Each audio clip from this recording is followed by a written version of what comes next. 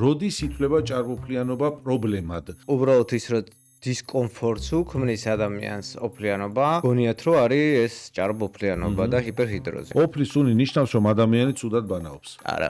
რა თქმა უნდა არა. ყოფილა ხოლმე ხო ისეთი შემთხვევებიც რომ ბანაობს და ხო არ ექნება რაღაცა ჰიგიენა და არა დაიწყოს და არ ექნება. თითქოს არ შველის, ვითომ არ შველის. აბსოლუტურად მართალია. ბანაობს ადამიანი, წვალობს, იცავს ამ ნორმებს, მეტიც ემოციურად არის გადაღლილი უკვე ამისგან, მაგრამ ეგ თემა დგავს კлау ესეთ კი, და ანუ ხეშად რო ვთქვათ, ნაგავი არის, ხო, რომელიც მალე ლპება და შესაბამისად ძალიან სპეციფიური სუნი არის. ოფლიანობა ნიშნავს რომ მეტაბოლიზმი კარგად მუშაობს. არა.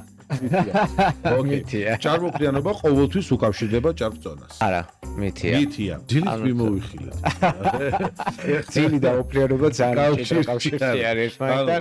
თუმცა ძილის რეჟიმის დარღვევა რეალურად ოფლიანობის ერთ-ერთი გამოწვევი მიზეზი ლაშა არის. უჩავა გეუბნება დაიძინეთ და ოფლიანობა ნაკლები.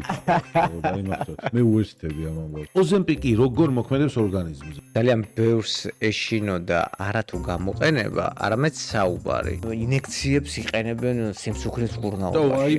და ხო, აი რატო არა? სწორედ იმიტომ ატყდა მაშინ ისეთი ამბავი, რომ ყველას ვისთანაც შეიძლებოდა თუ არ შეიძლებოდა, ხო, ყველას ხელმისაწვდომობა ჰქონდა, რომ შეეძინა ეს ოზემპიკი და ექიმის დანიშნულების გარეშე თვითონვე ბევრი იყო ეგეთი დაიწყეს, ხო? რამაც გამოიწვია უამრავი გართულება. ყველაფერი სამკურნალოა და ყველაფერი საწამლავია. მთავარია ვიცოდეთ დოზები და მთავარია ვიცოდეთ ჩვენება.